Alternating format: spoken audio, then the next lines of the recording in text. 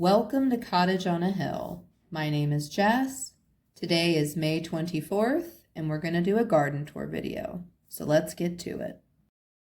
Even though the end of May is approaching, it's still relatively early in the 2023 season here in Zone 6A.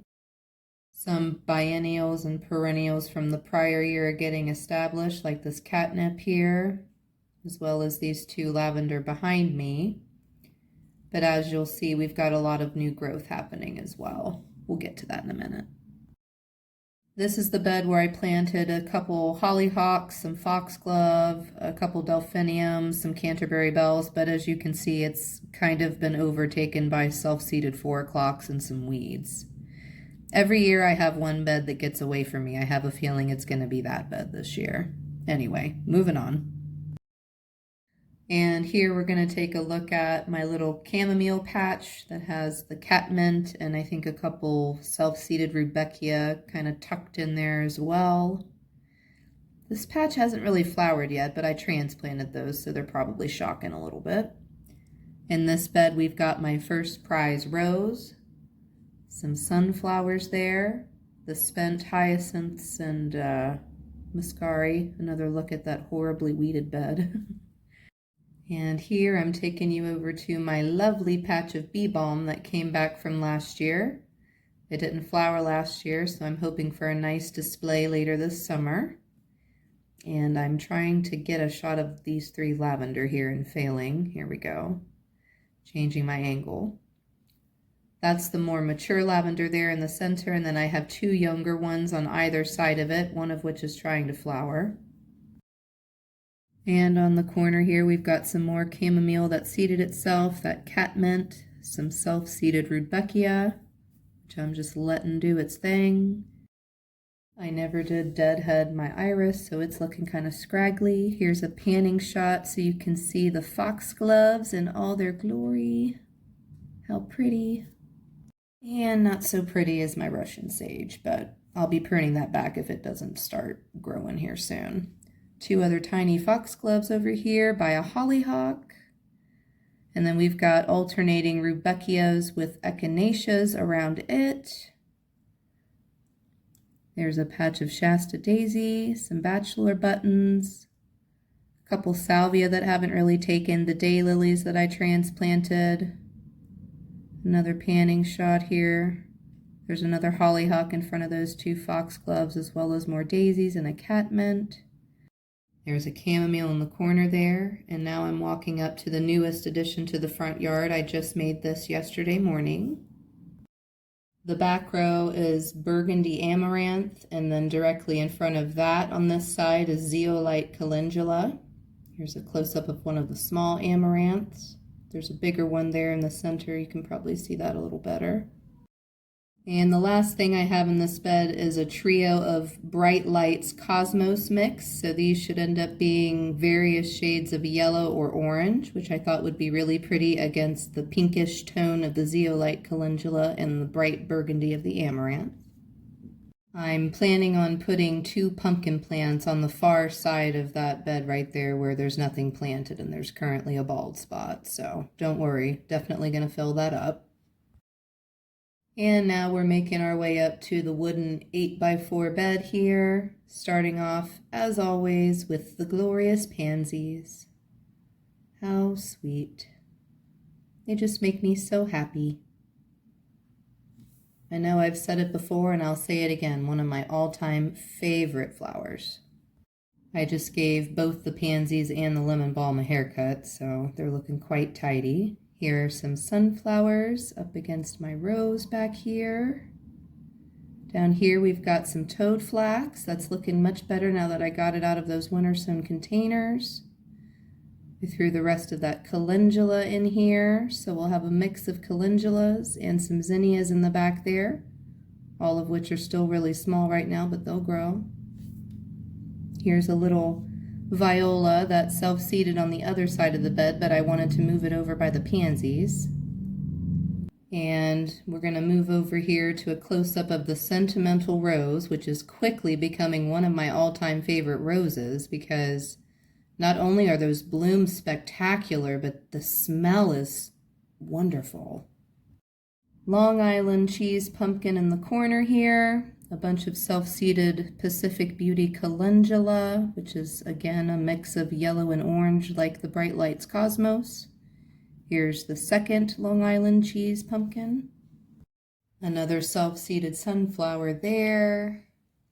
You'll have to excuse the diatomaceous earth. I have it everywhere right now because the aphids are so bad. Anyway, here's the sweet pea working its way up the obelisk. And the lupin, I'm going to show you guys a couple areas here where I'm letting it go to seed. So it looks like it's growing some pea pods on it. But I am regularly deadheading the rest of it, and I am continuing to get small blooms, so that's great. Close up on the Sun Sprite Rose here, who is apparently loving being behind the lupin because it is growing so tall and so lush this year. This one I'm finding unfortunately doesn't have much of a scent to it, but it is beautiful. I do love yellow. In this little bed right next to it here, I've got some sunflowers in the back row, followed by zinnias and then marigolds in the front. That very large marigold there was a self-seeder. Anytime something self-seeds, I tend to let it go because it ends up being the strongest plant. And last but not least, the hosta bed is filling out nicely. We've got some self-seeded sweet alyssum in the front. And I believe that's ground ivy to the left there. But yeah, that's it for the front yard. Let's check out the backyard. It was about 11 a.m. when I filmed this, and if you can see right there, I don't know if you could see my hand, but it was glistening with sweat because it was so hot and humid this morning. Here is a sad-looking wandering Jew. Hopefully it perks up with some sunshine. Over here we've got the greens tower, which hasn't really done a ton yet. We'll see how that goes. And we'll just take a quick look at my remaining potted plants. I've got some perennial sweet peas down there in the corner, a couple yarrow, some salvia, a mint cutting. And coming down here, we're going to zoom in on some single sensation cosmos mix, 2 cucamelons, a couple catnip, and a couple Connecticut field pumpkins. In the domed containers are 3 other types of pumpkin and 1 type of watermelon that has not germinated yet. And another pot of mint cuttings, because I can't help myself, I love mint, as well as a catnip right next to it. I replanted some tomato seeds in the pots with the failed plants, so hopefully in the next week or 2 we'll see some new plants popping up in those. For this bed here along the back side of the house, I'm exclusively planting alpine strawberries and mint. So this is a mint and strawberry bed for right now. Coming along nicely. And over here is something I'm very excited about. So my mother has this beautiful tree out in front of her house that she wants to cut down. And I was like, Mom, give me a branch of that tree. I want to try to take cuttings from it. So that's what this setup is here. I'm trying a new technique of propagating lupins because they don't seem to like transplanting too much from seed. So these are basil cuttings of the bottom of a lupin. There's 1, 2, 3, 4 of them in this pot. So I'll let you know if that's successful, what exactly basil cuttings are. The jury is still out at this point in time. The jury is also still out on what the heck I'm going to do with these structures that I built, so TBD. Now we're going to swing around and take a look at all the other potted plants I still have over here, which as you can see are numerous. Starting off here in the corner of lupins, which are not looking horrible, but not the best. This one over here is horribly weeded. I had these under the bird feeder, and don't ever do that, guys, because that stuff will sprout.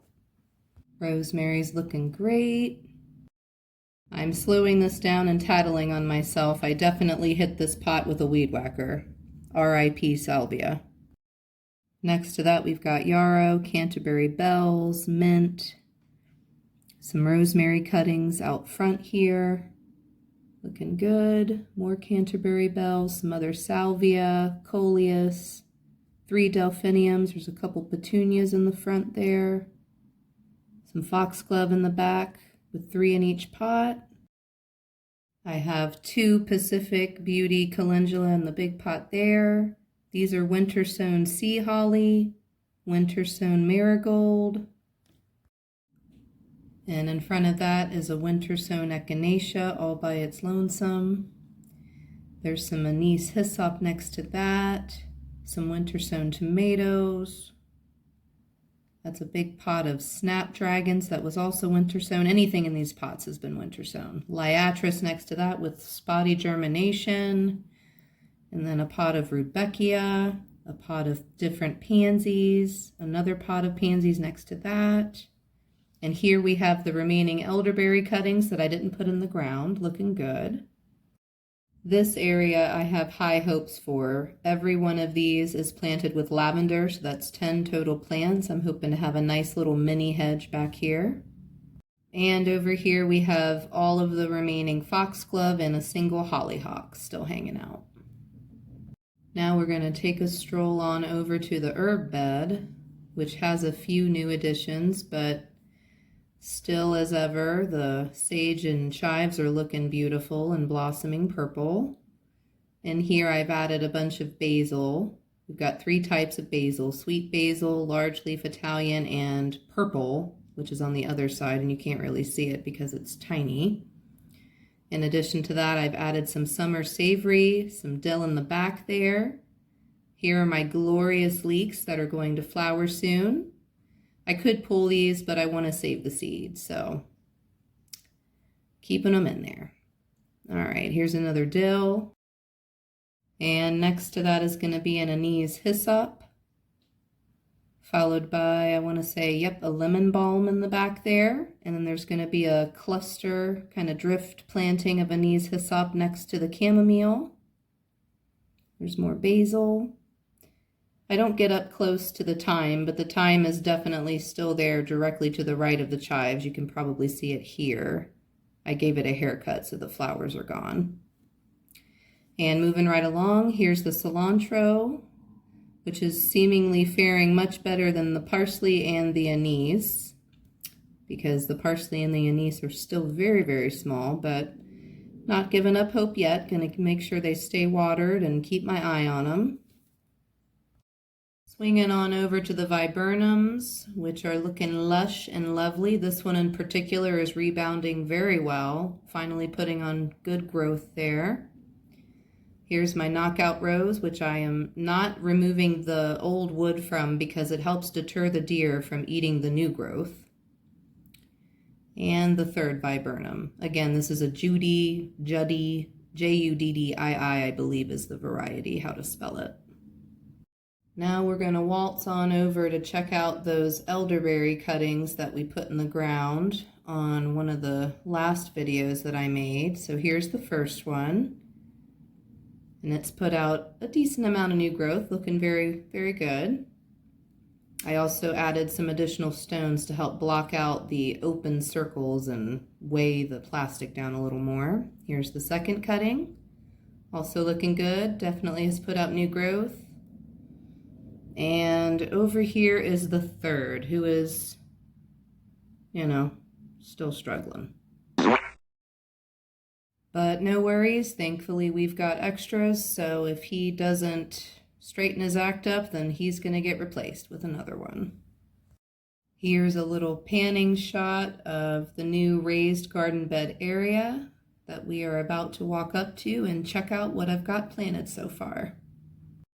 I think I'm most excited about this area this year because it was such a struggle last year with the weeds, with everything being in the ground. I'm hoping it'll be a lot easier this year. So in the first bed, we have a spaghetti squash in the corner here, and that's diatomaceous earth, of course, around it to protect it from slug damage. In the opposite corner, underneath a wooden trellis, I've planted a tall trailing nasturtium and a whirlybird nasturtium. So I'm hoping one of those will climb it and the other one will fill out the bottom. Here is a sugar baby watermelon that I accidentally got some diatomaceous earth on, and I'm gonna Try to wipe him off a little bit. That's all I've got in this first bed for now. I definitely will be adding more though. And scooching on over, this is what I'm gonna call the pepper bed because it's primarily filled with peppers, which as you will see are also struggling and very small. So this is a purple beauty, which is a purple bell pepper. Here's a little patch of holy basil in the middle. You can barely see them, they just sprouted. I also have some pepperoncini peppers in here. I believe I have 2 of those, both very small. And then over here is where the California Wonder bell peppers start. I believe there's 3 or 4 of those over here. And as we swing around, there's going to be a couple more. And I'm pretty sure the remaining back side of this is going to be jalapeno peppers, if I'm not mistaken. I keep trying to do close-up shots of all the peppers and failing. They're just way too tiny at this point, unfortunately, but I'll definitely keep you guys updated as these grow or don't grow. We're going to hope for grow, but you never know. I do not have any extra peppers, so any peppers that fail, I'll probably just pop a flower in there since I've got plenty of those. Okay, so those were the 6x3 beds. We're moving on over to the first of the 8x4 metal raised beds, which I'm going to call this one the cucumber bed because that's primarily what is planted in the center here. This is a Space Master cucumber. Next to that on the end of the bed on either side we have a lavender plant. And then around those, as well as the cucumbers, we've got some randomly planted basils. So you'll see those kind of dispersed throughout the bed. Here's another Space Master cucumber and another. Some nasturtium and another one on the opposite side, so 2 whirlybird nasturtiums. I've got 4 total Space Master cucumbers and 2 everbearing cucumbers. So there's 6 total down the center of this trellis. Here is a sage, and I actually put 1 in each quadrant, so there's 4 total in the bed. And then close up on the everbearing cucumber and the other one. So the 2 everbearing are on the north side since they're probably going to get larger than the Space Master. We used 2 7-foot T-posts and either 12 or 14 gauge welded wire, which is not as strong as a cattle panel, but it'll do the job, especially for cucumbers. I don't think we're going to have any issue with that. In both of these 8x4 beds, I actually hilled some dirt around the center of the bed, right along where the trellis is, so that what I'm growing can grow deeper roots there. And here on the end, we have 2 lavender plants, just like the other bed. And then in the corner here, what I'm trying to zoom in on and kind of pan is an anise hyssop. I've got a border of that around the entire bed. And then the other 2 things I just got close up on are basil. Here we have what I believe are a couple of Paul Robeson tomatoes, but thanks to a labeling mishap, I'm not 100% positive, so time will tell on that one. Here is what I believe to be a white cherry. Again, kind of had a labeling mishap, but I'm pretty sure the ones that I have labeled are what they actually say they are. So here is a thyme plant that I recently transplanted, looking good. Didn't really shock at all. Here's a close-up on a couple basil babies and a red brandywine tomato, which you can actually see. Look at it. One of the best looking tomatoes I have so far. And it is at this point that I noticed something had been in the bed and knocked the label off the end tomato here. So that's me fixing it. Lovely. All right, and this is a pineapple variety, which I am very much looking forward to. Oh, you can see that one too. Woohoo! So yeah, those 2 are definitely the better looking of all of the tomatoes that I have. Here's another pineapple, a little bit smaller than the first one. and another red brandywine. I planted 2 of each of those because they seem to be the stronger plants, and I definitely want my tomatoes this year. Here is a red cherry to go with the white cherry on the other side. I wanted to have a variety of slicers and cherry tomatoes this year. When I put the beds together, I purposefully staggered them this way in this line so they're not all in a straight line, and that's to give them more ample sunlight in each bed. Over here, I transplanted 2 flying saucer morning glory vines, and as I was doing so, I discovered an ant colony, which explains why I keep finding them herding aphids on all of my plants. So that's something I'm going to have to deal with another day. I'm still debating on that. Over here we have a 2nd year elderberry that's in the ground and starting to bush out. I took the cage off of it and I'm kind of shocked the deer haven't had their way with it, but knock on wood. I added cages and replaced both of the apple tree seedlings because something came and dug one out and ate the top off the other one and it just wouldn't grow back. So now they are both in their new home with a cage on it. Nothing has disturbed them. They still don't look great, but they're still kicking it. So we'll see how that goes. I am happy to report that I have finally finished planting out both sides of the arch trellis, which will be our moon garden. So that'll be all white plants. Along the trellis on the first side here, we have 3 moonflower vines, which are supposed to smell amazing. Can't wait to see. In the front, there's a drift of sweet alyssum. There's some dusty miller on the outside. And here's my finger because I'm a professional cinematographer. Check me out. There's some white Orlea in the middle, and then I also seeded in this back area where it appears there's nothing. There's Nicotiana seeds. And on the other side here, we've still got the high scent sweet peas, which are now starting to attach to the trellis on a couple of them. I'm trying to get a shot of that here. The one right in the middle is definitely hugging on the T-post. A couple of the other ones are trying to. So I kind of matched the other side in the front with a drift of sweet alyssum. I'm going to move the angle here so I can get up under this chicken wire. I'm using that as protection for pests. So sweet alyssum in the front, a drift of white marigold in the center, right here. And then in the back is some sea holly. Supposed to be a really unique looking flower. Here's a close-up on a dusty miller that's a little bit further along. So I kind of matched the drifts of the sweet alyssum and the dusty miller in both beds, but I mixed up the other plants.